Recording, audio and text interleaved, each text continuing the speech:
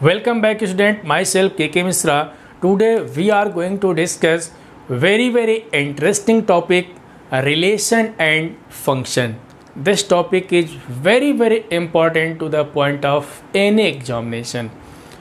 Student, video शुरू करने से पहले हम लोग जानते हैं कि क्या क्या पढ़ चुके हैं, है ना। अगर कैलकुलस की बात करें, calculus means differentiation and integration से जुड़ी बातें जितनी भी थी सब हम लोग डिस्कस कर चुके। डिस्कस करते करते डिफरेंशियल इक्वेशन भी ख़त्म कर दिए। अब हम लोग के जो सिलेबस में जो बची हुई चीज़ें हैं उस पे हम लोग डिस्कस करेंगे, ठीक है। अगर एनसीईआरटी के फर्स्ट पार्ट की बात करें, पहले उसको ख़त्म करते हैं जो भी बचा हुआ है, फिर उधर जो बचा हुआ सेकेंड पार्ट उसको हम लोग डिस्कस करेंगे, है ना। तो सभी लोगों ने आज तक जो कुछ भी सीखा हमसे, कितने अच्छे तरीके से सीखे या नहीं सीखे, हमको तो कमेंट करके ज़रूर बताएंगे, है ना। क्योंकि हमारी कोशिश यही है कि जितने भी स्टूडेंट्स हैं वो सभी लोग इस वीडियो को देख करके कुछ अच्छा करें। जो दूर सुबह दूर जाते हैं दौड़ते हुए कोचिंग पढ़ने, शाम को जाते हैं, उससे बचना है ना, उससे बचना है। अगर इस वीडियो को देख लेते हैं तो गारंटी है कि उससे सभी लोग बच जाएंगे, पैसे भी नहीं लगेंगे। उस पैसे का यूज अपने खाने पीने पे करें, ठीक है।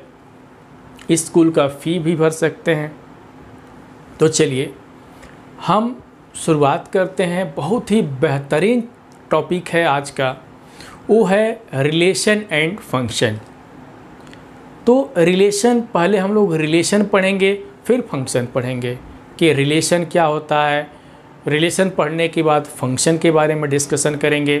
तो जो भी रिलेशन के बारे में हम लोग डिस्कस करेंगे वो रिलेशन 11th लेवल से लेकर के 12th लेवल तक की बातें हम करेंगे। क्योंकि अगर 12th लेवल पर डायरेक्ट पहुंच जाएं तो फिर मज़ा नहीं आएगा। बहुत सारे स्टूडेंट ऐसे होंगे जो रिलेशन क्लास 11th में नहीं पढ़े होंगे। फंक्शन की बात करें तो फंक्शन भी क्लास 11th में नहीं पढ़े होंगे, 12th, तो 12th की बातें कैसे समझ में आएंगी, है ना।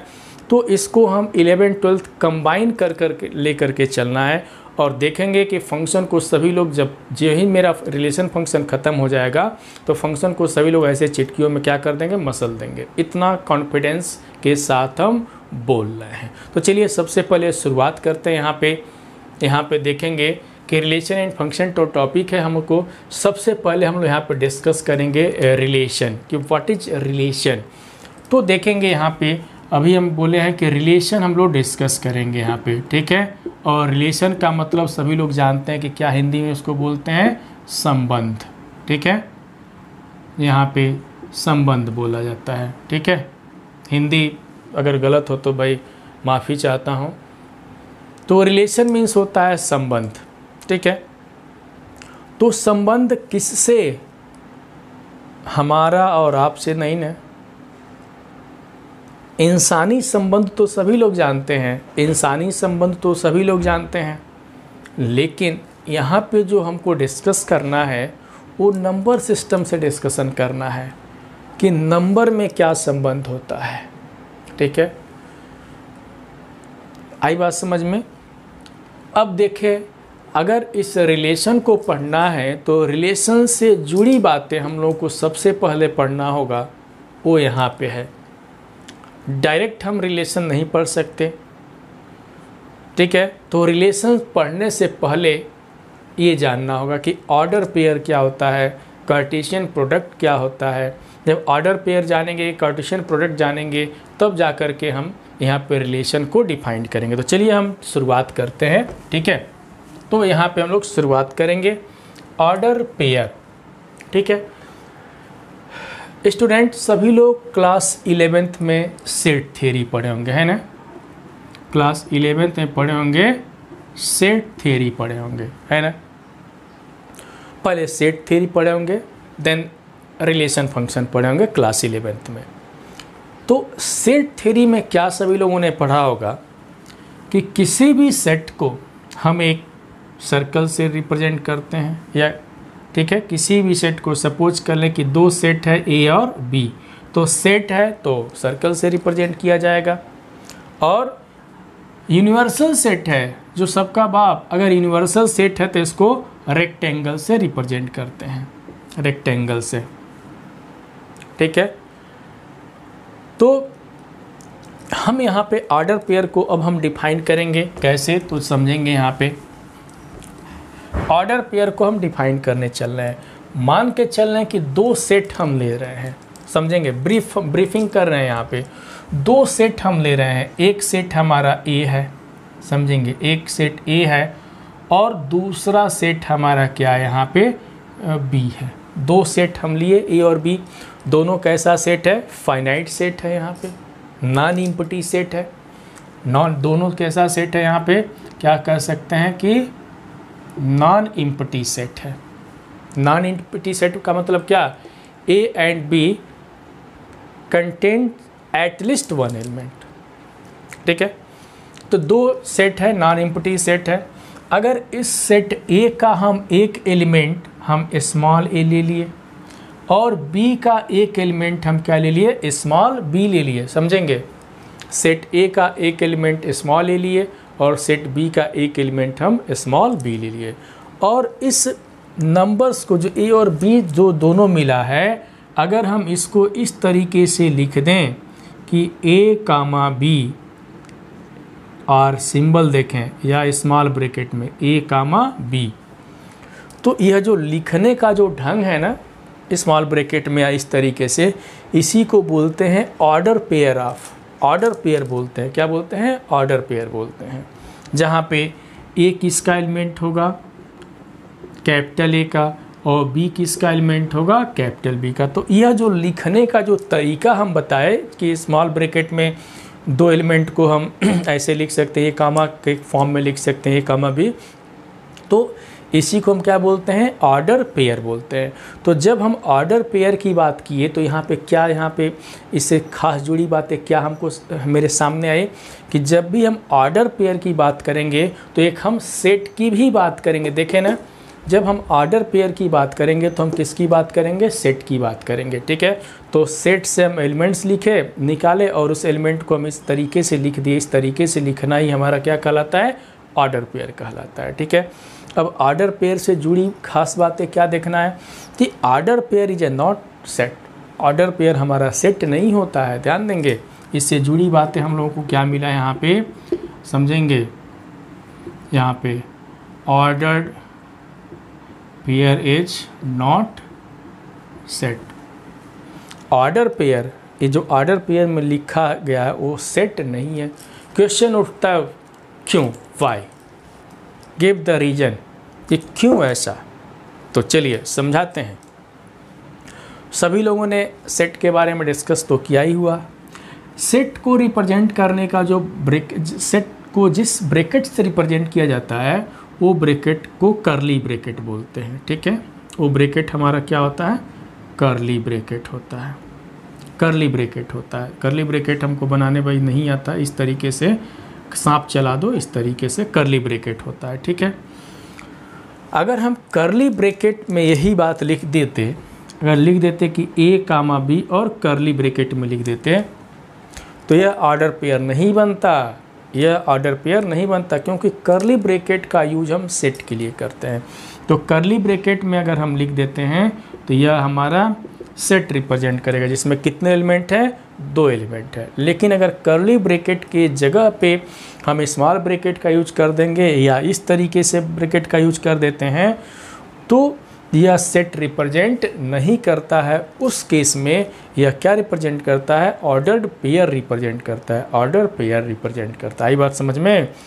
और रियल नंबर को ऑर्डर पेयर में लिखना ही लिखना ही कोऑर्डिनेट ज्योमेट्री में ही पढ़ाया गया होगा कि ऑर्डर रियल नंबर को ऑर्डर पेयर में लिखना ही मीन्स स्मॉल ब्रैकेट में लिखना ही कोऑर्डिनेट्स कहलाता है, किसी पॉइंट का कोऑर्डिनेट्स कहलाता है। यही ना क्या पढ़े होंगे, किसी पॉइंट का क्या कहलाता है, कोऑर्डिनेट्स कहलाता है। कहाँ पे, कोऑर्डिनेट ज्योमेट्री में पढ़े होंगे।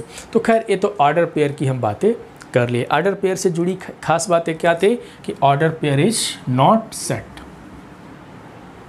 आई बात समझ में? चलिए, जब ऑर्डर पेयर हम डिफाइन कर लेते हैं, अब हम बताएंगे कि इक्वलिटी ऑफ, हाँ इससे जुड़ी बातें एक और हम बता देते हैं कि ऑर्डर पेयर से जुड़ी बातें यहाँ पे देखें, A comma B is not equal to B comma A भी पढ़े होंगे।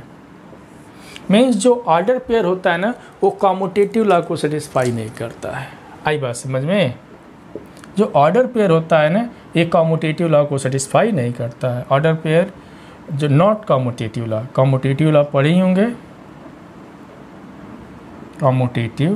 कॉम्यूटेटिव लॉ को सेटिस्फाई नहीं करता है। आई बात समझ में? कौन? ऑर्डर पेयर कॉम्यूटेटिव लॉ को सेटिस्फाई नहीं करता है। मीन्स कह सकते हैं कि A comma B, order pair A comma B is not equal to order pair B comma A. इसको भी एक जुड़ी बातें, खास जुड़ी बातें, इसको भी जानना चाहिए। चलिए, ये तो हम बता दिए। अब हम बताने चल रहे हैं इक्वलिटी ऑफ ऑर्डर पेयर। अगर दो ऑर्डर पेयर की इक्वलिटी से क्या संबंध है, इक्वलिटी क्या होता है, तो चलिए हम बताते हैं। ब्रीफिंग कर रहे हैं, बस इसको समझना है, ठीक है?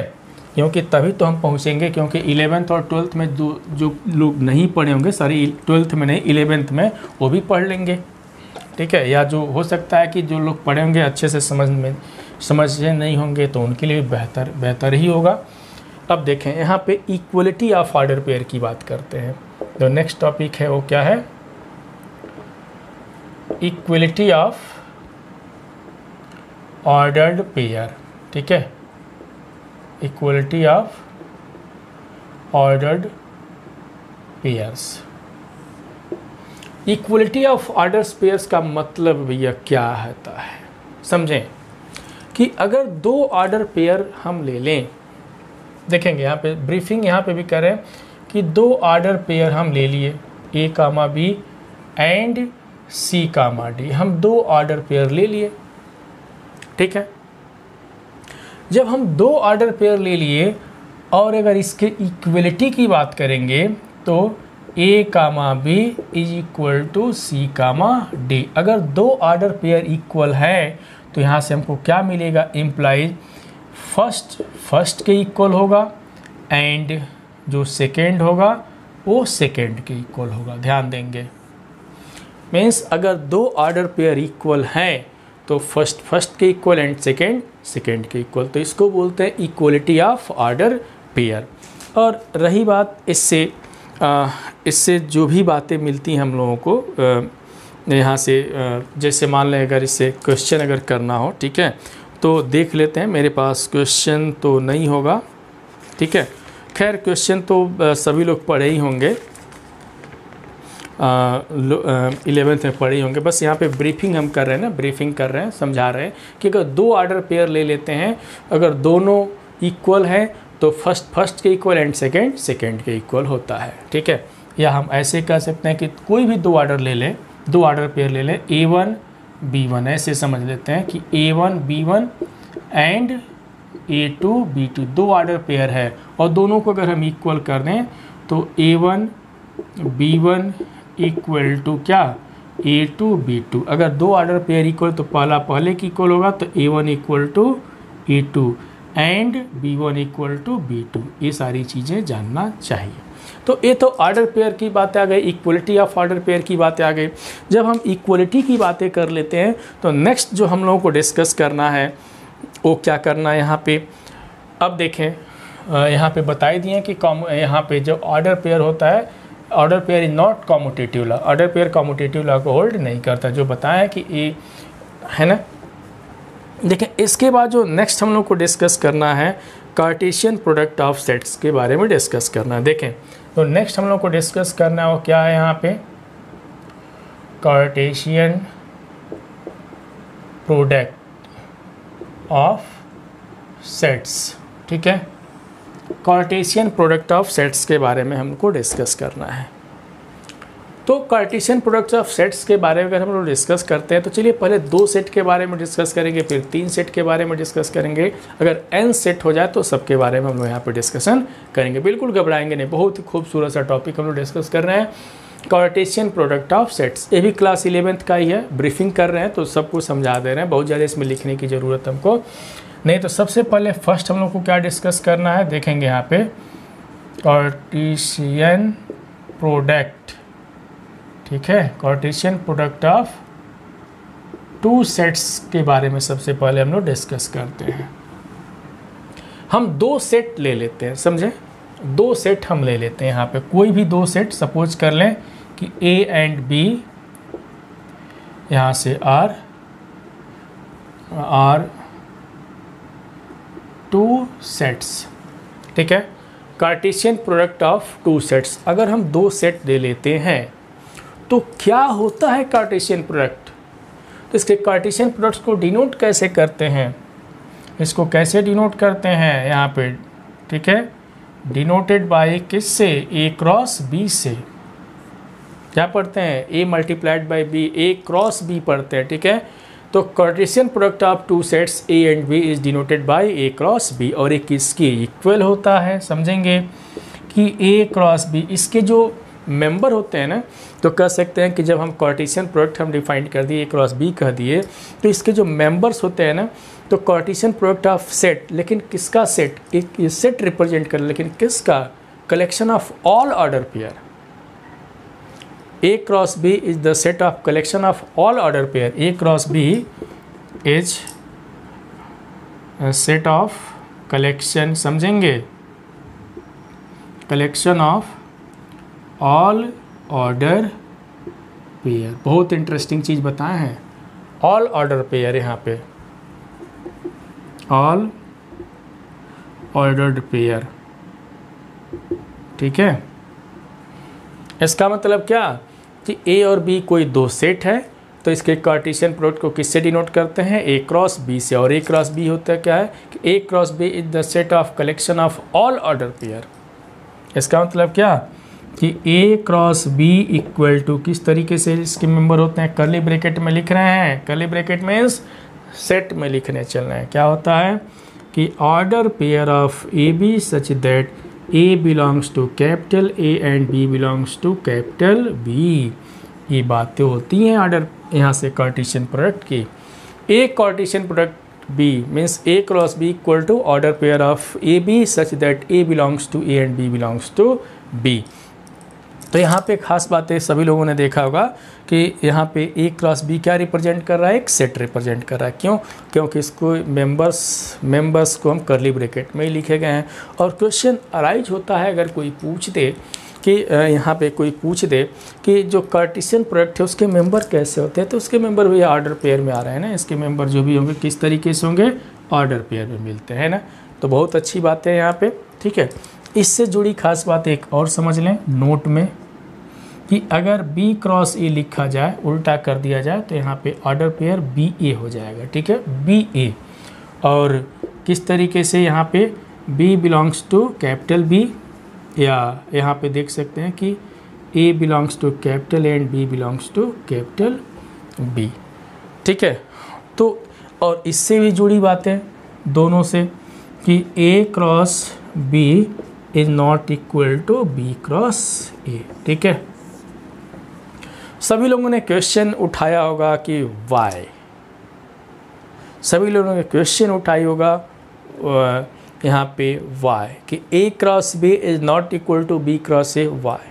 तो भाई देखो, जब ऑर्डर पेयर है, जब इक्वल यहाँ पे जब ऑर्डर पेयर ही कॉम्यूटेटिव लॉ को सेटिस्फाई नहीं करता, तो ये कहाँ से सेटिस्फाई करेगा, है कि नहीं।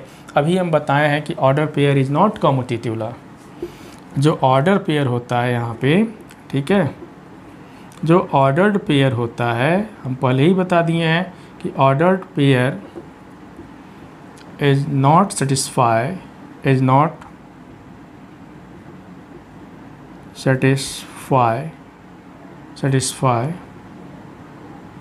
Commutative law. इसका मतलब कि that is A comma B is not equal to B comma A। Means जब ऑर्डर पेयर ही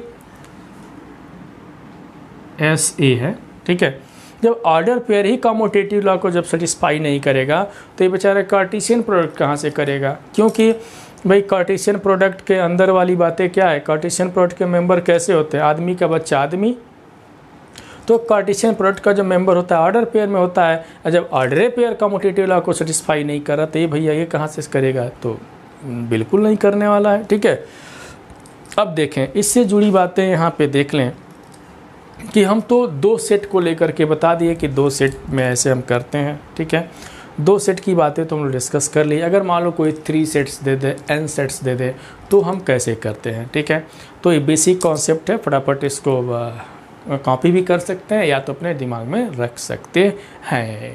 ठीक है, चलिए अब इससे जुड़ा हुआ एक एग्जाम्पल बता देते हैं ना, तब हम आगे की तरफ बढ़ते हैं।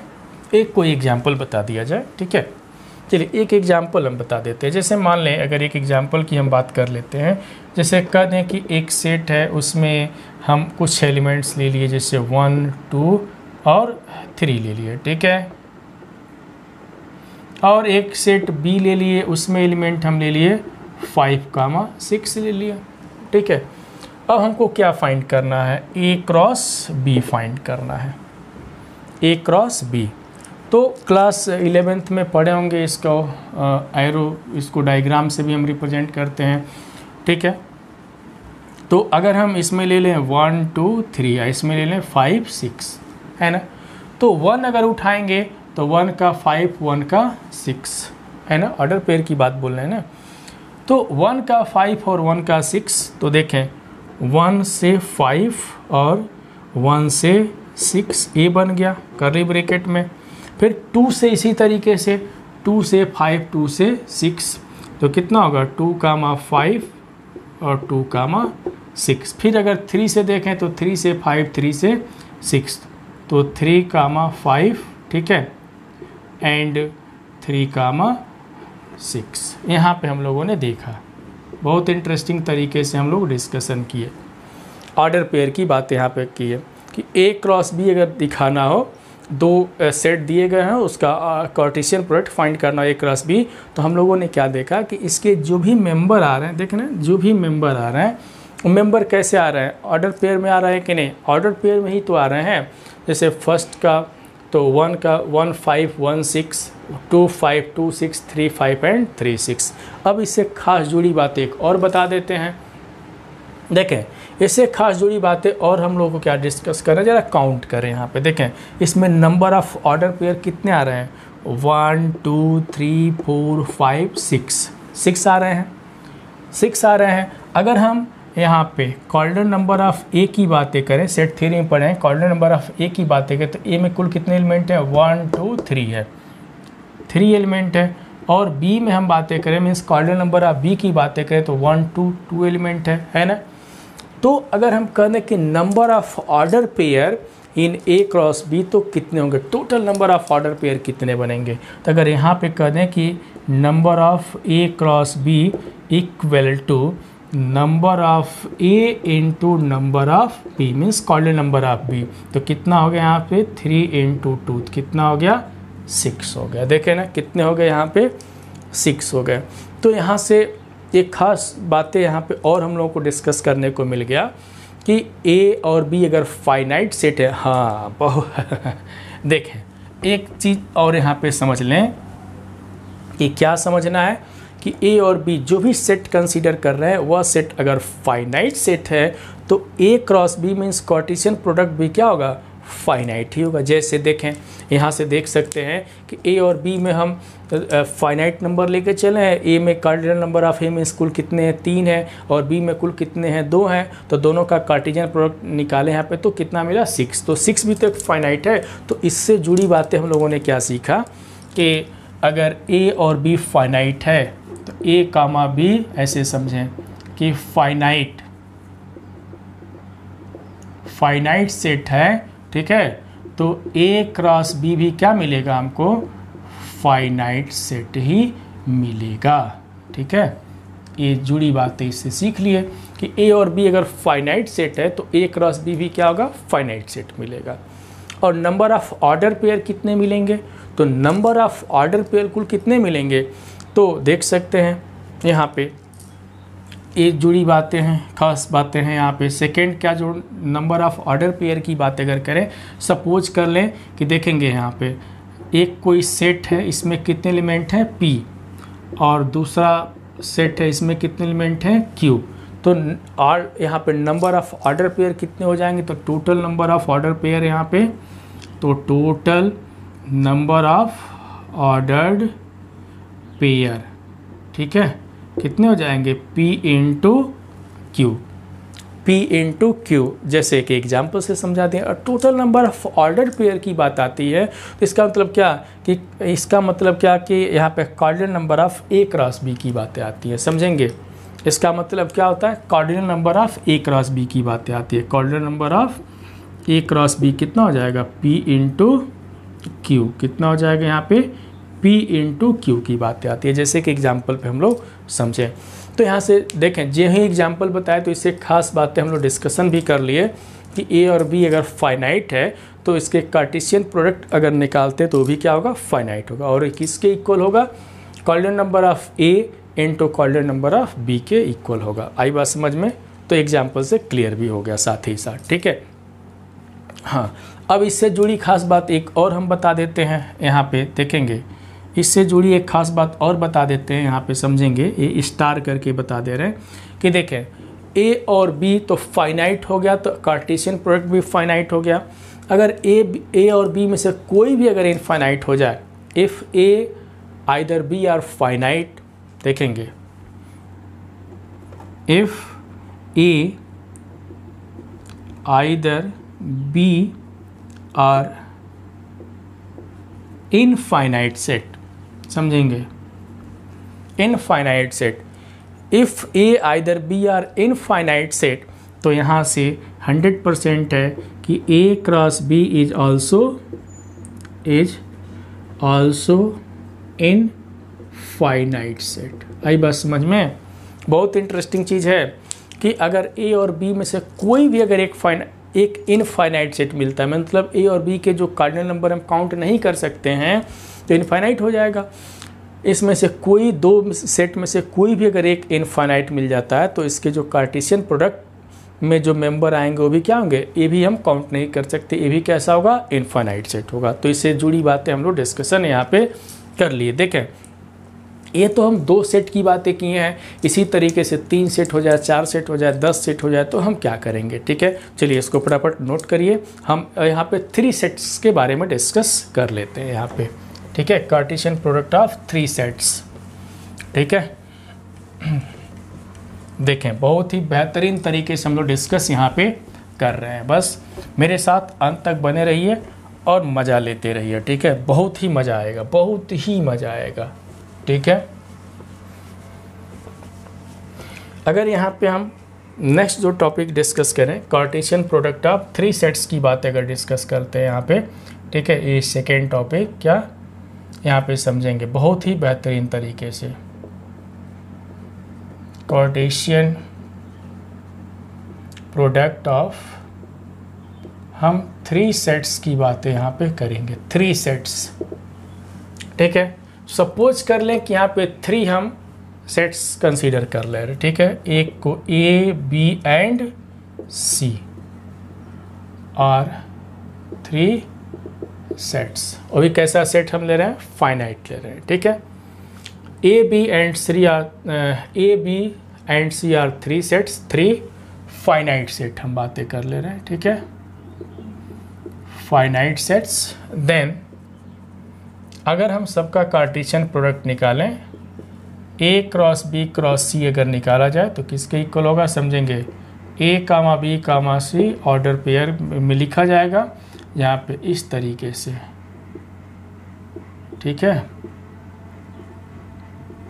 इस तरीके से हम लिख सकते हैं। मीन्स अगर 3 सेट्स है, अगर उसके कार्टेशियन प्रोडक्ट की बात अगर करेंगे तो ऑर्डर पेयर में कुल कितने एलिमेंट्स आएंगे, कुल किस तरीके से एलिमेंट आएंगे, 3-3 करके आएंगे, ठीक है। तो ये तो यहाँ पे समझ लेंगे, ठीक है। अब Cartesian products of n sets की अगर हम बात करते हैं, किसकी बात करेंगे यहाँ पे, समझेंगे।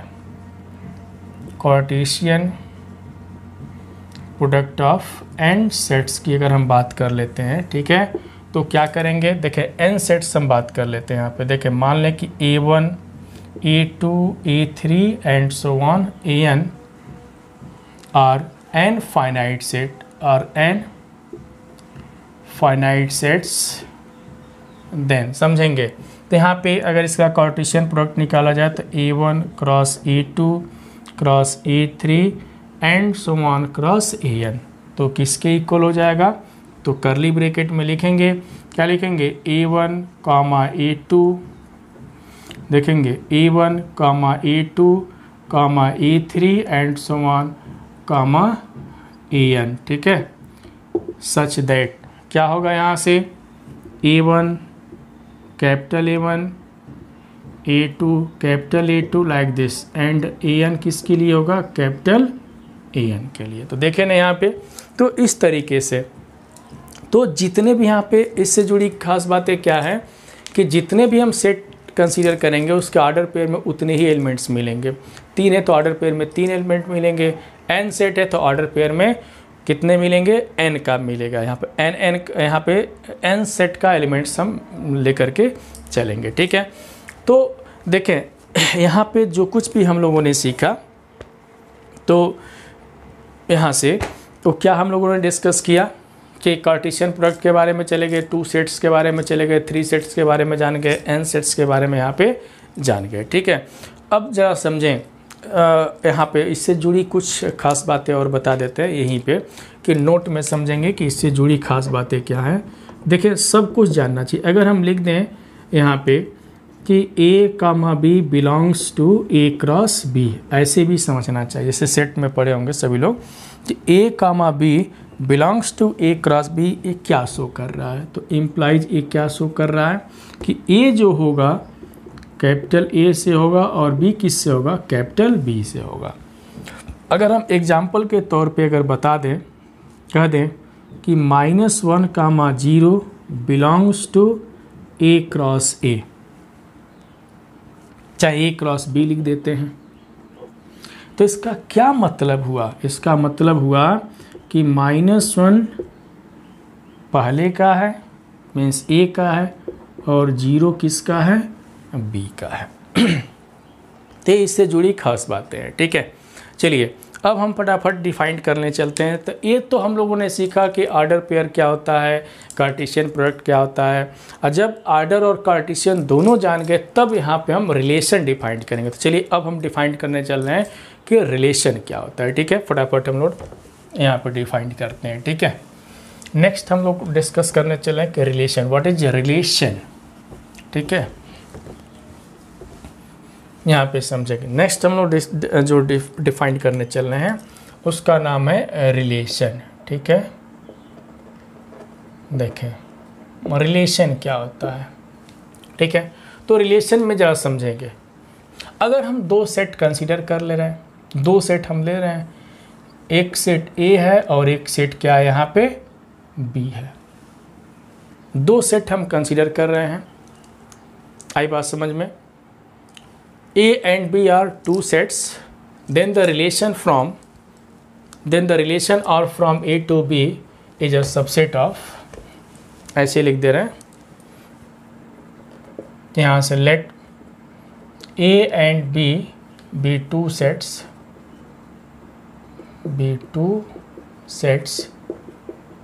then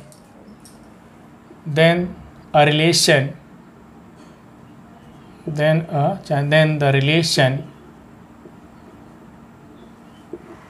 then the relation R from A to B is a subset of A cross B। क्या सीखा, क्या है डेफिनेशन है, क्या है डेफिनेशन, जरा समझें कि 2 सेट हम लिए A और B, इस पे R समझेंगे, यह जो R है A और B में एक रिलेशन डिफाइन करेगा, रिलेशन बनाएगा, means R is A related to B। इसको ऐसे भी लिखेंगे, देखें A यहाँ पे A R B means A is R related to B means जो आर है ना ए और बी पे एक रिलेशन डिफाइन करेगा, मीन्स दोनों सेट के बीच में एक संबंध स्थापित करेगा। लेकिन कब? जब आर किसका सबसेट हो जाए? ए क्रॉस बी का सबसेट हो जाए तब। यानी लिखा गया है कि let A and B two sets then the relation R from A to B is a subset of A cross B. देखे ना, बहुत ही खूबसूरत चीज़ देखे। इसका मतलब क्या कि रिलेशन डिफाइंड होने के लिए हमको कार्टेशियन प्रोडक्ट जानना बहुत ही ज़रूरी है, और कार्टेशियन प्रोडक्ट जानने के लिए हमको ऑर्डर पेयर जानना ज़रूरी है। इसका मतलब कि यह कंडीशन अगर सेटिस्फाई करता है, ये जो भी रिलेशन आता है अगर उसके कार्टेशियन प्रोडक्ट में ही मिलता है तो वो रिलेशन बनाएगा, ठीक है, वो रिलेशन हो जाएगा। अब देखें यहाँ पे इससे जुड़ी हम खास बातें बताते हैं, बहुत ही इंटरेस्टिंग बातें हम बताने चल रहे हैं। देखें क्या बताने चल रहे हैं यहाँ पे ज़रा समझेंगे। ए क्रॉस बी के एलिमेंट्स कैसे होते हैं समझेंगे। हम क्या बता रहे हैं कि ए क्रॉस बी के जो एलिमेंट्स होते हैं, इसके जो एलिमेंट्स कैसे होते हैं तो ऑर्डर्ड पेयर में होते हैं। कैसे होते हैं यहाँ पे? तो ऑर्डर पेयर में होते हैं। इसका क्या मतलब है कि आर का जो एलिमेंट होगा, आर में भी जो एलिमेंट होगा वो भी कैसे होगा? तो ऑर्डर्ड पेयर में होगा, ठीक है। आदमी का बच्चा आदमी, जानवर का बच्चा जानवर। तो अगर ए क्रॉस बी के एलिमेंट्स अगर ऑर्डर पेयर में हैं तो आर भी क्या होगा? ऑर्डर पेयर में 100% होगा। आई बात समझ में? 100% होगा यहाँ पे। इसका मतलब क्या कि अगर ए कामा बी आर, अगर ए कामा बी हम ले लें आर में बिलोंग कर रहा है, ए कामा बी अगर आर में बिलोंग कर रहा है तो उसके कार्टेशियन प्रोडक्ट में भी वो क्या होगा? A comma B belongs to उसके कार्टेशियन प्रोडक्ट में होगा। क्यों? क्योंकि R is a subset of A cross B. तो रिलेशन डिफाइंड करने के लिए क्या होना ज़रूरी है? Cartesian product. तो देखें ए क्रॉस बी, देखें A and B are two sets then the relation R from A to B the subset of A cross B. तो यहाँ पे हम लोगों ने देखा है यहाँ पे, ठीक है। तो इसके बाद देखें, इसके बाद हम लोग को डिस्कस करना है टोटल नंबर ऑफ रिलेशन, कि अगर कोई रिलेशन हम डिफाइंड करते हैं तो उसमें अगर कोई कार्टेशियन प्रोडक्ट डिफाइंड हम कर लिए और कह दे कि आर उसमें रिलेशन है तो कुल कितने रिलेशन हो जाएंगे, नंबर ऑफ रिलेशन यहाँ पे कुल कितना होगा। तो यहाँ पे हम देखें कि नंबर ऑफ रिलेशंस कितने होते हैं। आई बात समझ में? तो क्या हम लोग को डिस्कस करना है कि number of relation in A cross B. अगर कोई कार्टेशियन प्रोडक्ट है तो उसमें टोटल ध्यान देंगे कि अगर कोई कार्टेशियन प्रोडक्ट है, ठीक है, ए क्रॉस बी, अगर उस पर आर डिफाइंड करें तो कुल कितने रिलेशन हम बना सकते हैं यहाँ पे। तो नंबर ऑफ रिलेशन, ये भी 11th में पढ़े ही होंगे। अभी हम डेफिनेशन बता रहे हैं और डेफिनेशन से जुड़ी हम बातों को भी डिस्कस कर रहे हैं, ठीक है। देखेंगे यहाँ पे अगर एक एग्जाम्पल की हम बात करेंगे, चलिए एक एग्जाम्पल भी हम एक समझा देते हैं रिलेशन की बात।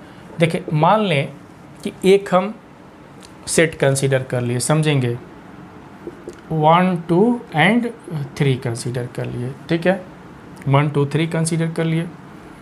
इसके बाद दूसरा सेट हम कंसीडर कर लिए 5 एंड 6, 5 एंड 6। अब ए और बी में समझेंगे, हम रिलेशन की बात बता रहे हैं कि ए और बी में जो हम रिलेशन बनाने चल रहे हैं वो ग्रेटर का रिलेशन बनाते हैं। किस तरीके से कि A is greater than B, A is greater than B. तो यहाँ पे एक ग्रेटर दिखाई दे रहा है ना, ए हमारा क्या है? आर है। तो A is R related to B, मतलब दो एलिमेंट लें तो उसमें रिलेशन कैसा है? ग्रेटर देन का है। कैसा है? ग्रेटर देन का है। तो वही हमारा क्या है? आर है, समझेंगे। तो कैसे करेंगे? तो पहले दोनों का कार्टेशियन प्रोडक्ट हम निकालते हैं। अगर ए के साथ बी का कार्टेशियन प्रोडक्ट निकालें तो 1 5, समझेंगे यहाँ पे 1 5 1 6, ठीक है। 2 देखेंगे 2 5, फिर 2 6, फिर 3 5 एंड 3 6, ठीक है।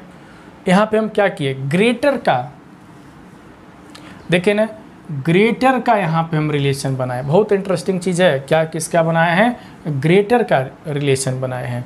तो आर, अब इस पे हम अगर आर डिफाइंड कर दें इस ए क्रॉस बी पे, इस कंडीशन को देखते हुए क्या है कि A comma B such that इस आर में वही ऑर्डर पेयर रहेगा जो इस कंडीशन को सेटिस्फाई करता हो, जो इस कंडीशन को सेटिस्फाई करता वही हमारा रिलेशन है। तो क्या सभी लोग सोचेंगे? अब जरा देखें तो अभी बोल रहे हैं कि आर कहाँ से लेता है, उसके कार्टेशियन प्रोडक्ट से। तो जरा कार्टेशियन प्रोडक्ट में देखें कि जो पहला नंबर है कहीं दूसरे से ग्रेटर इसमें दिखाई दे रहा है। देखेंगे first number is greater then second number, तो देखें तो यहाँ पे कोई भी नहीं है, जो भी फर्स्ट नंबर है वो सेकेंड से लेस ही है। देखें 1 5 में 1 लेस है, तो देखें यहाँ पे लेस है। इसका मतलब कि r equal to 5, r equal to क्या हो गया 5। मीन्स ये जो रिलेशन बना उस रिलेशन, कैसा रिलेशन हुआ? इम्पटी, हाँ इम्पटी रिलेशन हुआ, कोई रिलेशन ही नहीं मिला इस कंडीशन से। तो इस रिलेशन का नाम हम लोग क्या रखेंगे? यहाँ पे इम्पटी रिलेशन रखेंगे। क्या नाम रखेंगे? इम्पटी रिलेशन और वाइड रिलेशन, ठीक है। और वाइड रिलेशन पढ़े होंगे सभी लोग, ठीक है, इम्पटी रिलेशन पढ़े होंगे, ठीक है। तो इस रिलेशन को क्या बोलेंगे हम? इम्पटी रिलेशन बोलेंगे, क्योंकि कार्टेशियन प्रोडक्ट देखें यहाँ पे, और कार्टेशियन प्रोडक्ट देखें और देखें कि यहाँ पे इस रिलेशन से हमको क्या मिला? इम्पटी रिलेशन मिला, ठीक है, इम्पटी रिलेशन मिला। अब सभी लोग कहेंगे कि अरे भाई डेफिनेशन तो हमारा ये था कि R is a subset of A cross B, R is a subset of A cross B. तो क्या ये जो रिलेशन इम्पटी रिलेशन मिल गया कि सबसेट का कंडीशन सेटिस्फाई कर रहा है? तो बिल्कुल कहेंगे कि हाँ सेटिस्फाई कर रहा है। सभी लोगों ने सेट थ्योरी में पढ़ा है कि empty set is a subset of every set. सभी लोगों ने पढ़ा है कि empty set is a subset of every set. क्या पढ़े हैं कि यहाँ पे कि empty set is a subset of, क्या यहाँ पे एवरी सेट पढ़े होंगे, एवरी सेट। इसलिए ये जो फाई होगा ए क्रॉस बी का क्या होगा? सबसेट हो जाएगा, ठीक है। इसका मतलब R is a subset of A cross B. इसका मतलब आर क्या है? इस पे रिलेशन फॉर्म कर रहा है, बट वो रिलेशन कैसा है? तो इम्पटी रिलेशन है। बात समझ में आ गया होगा, ठीक है। अब यहाँ पे हम नंबर ऑफ रिलेशन की बात करते हैं कि यहाँ पे नंबर ऑफ रिलेशन कितना बनेगा, ठीक है। How many number of relations? तो चलिए देखते हैं। यहाँ पे नंबर ऑफ रिलेशन की बातें अगर यहाँ पे हम कर लें तो कितना होगा, यहाँ पे समझेंगे।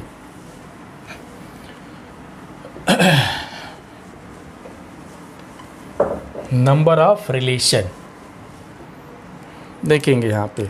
नेक्स्ट हम लोग जो डिस्कस करने चल रहे हैं नंबर ऑफ रिलेशंस, ठीक है, नंबर ऑफ रिलेशंस। इसको समझने के लिए समझें कि दो सेट हम कंसीडर कर ले रहे हैं।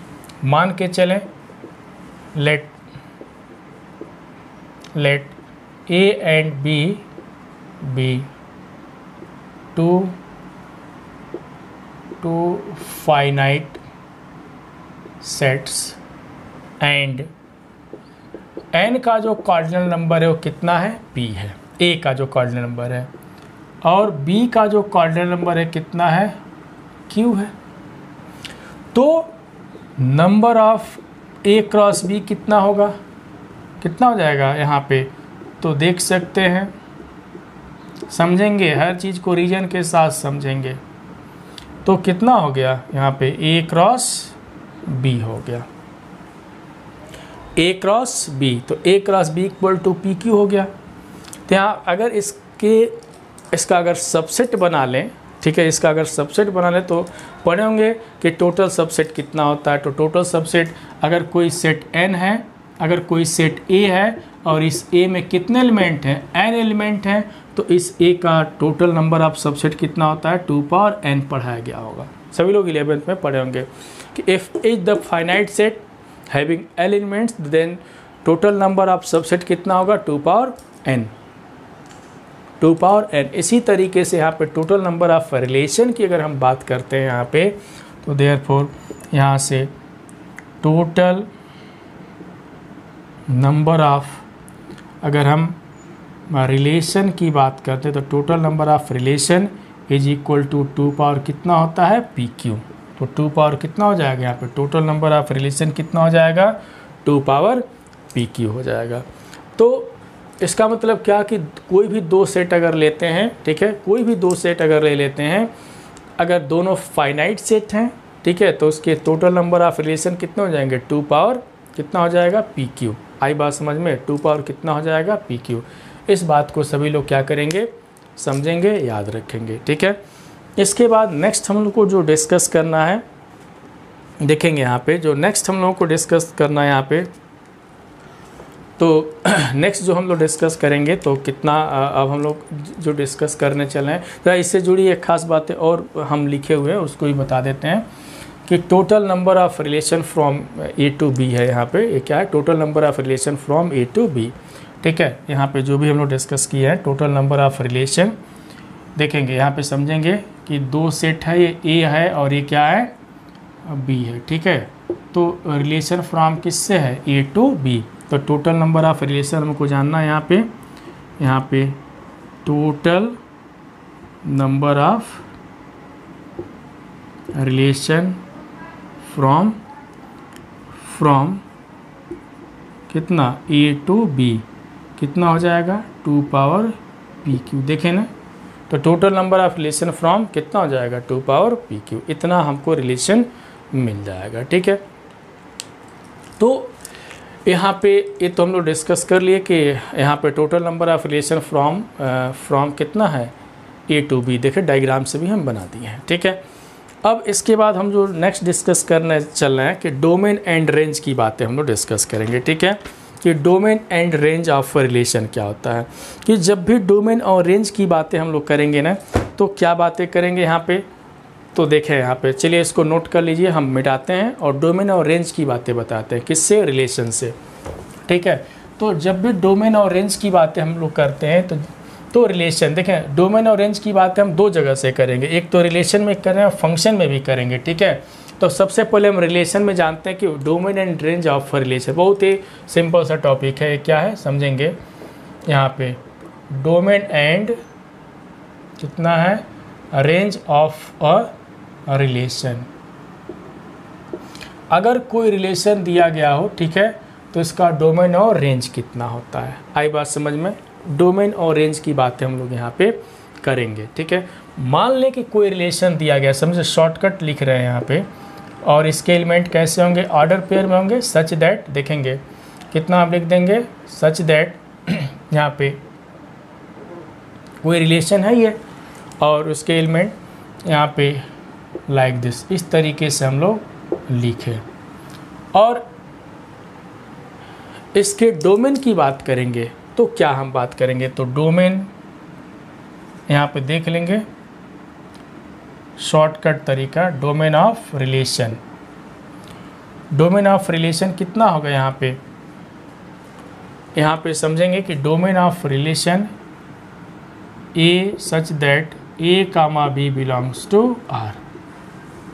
मीन्स अगर कोई ऑर्डर पेयर आर में बिलोंग कर रहा है तो उसका जो फर्स्ट एलिमेंट है, collection of all first component of a relation, means किसी रिलेशन के जो कोई रिलेशन अगर दिया गया तो उस रिलेशन का जो फर्स्ट कंपोनेंट है, जो फर्स्ट नंबर है, वही क्या कहलाएगा, डोमेन कहलाएगा, डोमेन ऑफ आर। तो डोमेन ऑफ आर का मतलब कलेक्शन ऑफ, यहाँ से the collection of all first component of relation is called domain. आई बात समझ में, यहाँ पे देखेंगे ए और बी लिखा गया तो उसका जो फर्स्ट नंबर है वही क्या कहलाएगा, डोमेन कहलाएगा। चाहे तो लिख सकते हैं collection of all first component of relation, या ऐसे लिख सकते हैं यहाँ पे collection of all first component of, collection of all first component of relation, वो क्या कहलाएगा? डोमेन कहलाता है। ठीक है, अब रेंज की बात कर लेंगे यहाँ पे, रेंज ऑफ आर। तो यहाँ पे B such that A comma B belongs to R, इसको भी समझ लें कि देखेंगे अगर कोई रिलेशन दिया गया है तो इस रिलेशन का जो सेकेंड एलिमेंट है ना, सेकेंड है, तो सेकेंड एलिमेंट का जो सेट बनेगा वो क्या कहलाएगा? रेंज कहलाएगा। और फर्स्ट एलिमेंट का जो सेट बनेगा वो क्या कहलाएगा? डोमेन। देखें करली ब्रैकेट में लिखा गया है तो इसका मतलब कि ए डोमेन का रेंज सेट है और एक इसका सेट है रेंज का सेट है। तो क्या समझेंगे कि किसी रिलेशन का जो फर्स्ट एलिमेंट है वो डोमेन और सेकेंड एलिमेंट क्या कहलाएगा? रेंज कहलाएगा। जैसे अगर हम कह दें कि यहाँ पे देखें कि 1 3 1 5, ठीक है, 2 7, ठीक है, ये लिखा गया है, कोई रिलेशन है ये। अगर इसका कह दे इसका रेंज ज़रा बताओ, सॉरी इसका डोमेन बताओ, तो इसका डोमेन कितना होगा? तो डोमेन देखें फर्स्ट एलिमेंट तो 1 और यहाँ पे कितना हो जाएगा? 2। रिपीटेशन नॉट अलाउ, सेट में सभी लोग पढ़ेंगे कि रिपीटेशन नहीं करते हैं। अगर इसका रेंज की बात करें तो रेंज मतलब इस रिलेशन का जो ऑर्डर पेयर का जो सेकेंड एलिमेंट है जो रिलेशन में है, तो कौन सा है? 3 5 7। तो 3 5 और 7 देखें ना यहाँ पे, तो ये डोमेन हो गया और ये क्या हो गया? रेंज हो गया। तो डोमेन और रेंज की बातें तो हम कर लिए। जब डोमेन और रेंज की बातें हम कर लिए तो यहाँ पे देखें अब हम लास्ट जो डिस्कस करने चल रहे हैं, यहाँ पे जो लास्ट हम लोग डिस्कस करना है इनवर्स रिलेशन के बारे में डिस्कस करेंगे। ठीक है, कि व्हाट इज इनवर्स रिलेशन। ठीक है, लास्ट टॉपिक इनवर्स रिलेशन। तो फटाफट इसको नोट कर लें क्योंकि हम ब्रीफिंग कर रहे हैं ना यहाँ पे, तो क्योंकि ये सभी लोग पढ़े हो, ठीक है, ये सभी लोग पढ़े हो, इसलिए इस पर हम बहुत ज़्यादा इस पर सोच नहीं रहे हैं। इनवर्स रिलेशन क्या होता है? इनवर्स रिलेशन बहुत ही आसान है, देखें ना। हाँ, इनवर्स रिलेशन ऐसे समझा देते हैं, ए और बी है, इस पे कोई रिलेशन आर डिफाइंड है, तो अगर इस पे आर डिफाइंड है तो उल्टा चलें, relation R from A to B, ठीक है, a relation R from A to B, तो इनवर्स रिलेशन किस पे होगा? आर इनवर्स वो किस से हो जाएगा? बी से ए पे हो जाएगा। अगर आर इनवर्स के बारे में कह दें तो आर इनवर्स इक्वल टू इसके भी ऑर्डर पेयर में होंगे B comma A such that कि A comma B belongs to are. देखें ना यहाँ पे, क्या यहाँ पे देखें कि कोई ऑर्डर पेयर अगर आर में है तो अगर उल्टा कर दें तो आर इनवर्स में आ जाएगा, तो इसको क्या बोलते हैं? इनवर्स रिलेशन बोलते हैं। क्या बोलते हैं इसको? इनवर्स रिलेशन बोलते हैं। Means R is relation from A to B, then R inverse is called, या यहाँ से R inverse is called inverse relation from B to, from B. Diagram में देखें बी टू ए है और ये क्या? आर किससे? ए टू बी, और आर इनवर्स किससे? बी टू ए पे। इसका मतलब आर इनवर्स किसके इक्वल हो जाएगा? ए कामा यहाँ पे B comma A such that A comma B belongs to R. मतलब कि कोई देखें यहाँ पे एक ऑर्डर पेयर लिखा गया है कि A comma B belongs to R, तो B comma A is also belongs to किस में? आर इनवर्स में बिलोंग करेगा। ठीक है, तो यहाँ से इससे खास जुड़ी बातें हम लोगों ने सीखा यहाँ से कि inverse relation of R is denoted by किससे? Inverse relation of R is denoted by R inverse. इस बात को भी समझ लें, यहाँ पे आर इनवर्स क्या है कि inverse relation of R is denoted by, देखेंगे यहाँ पे समझ लें कि इनवर्स, यहाँ पे इनवर्स रिलेशन, ठीक है, inverse relation of R is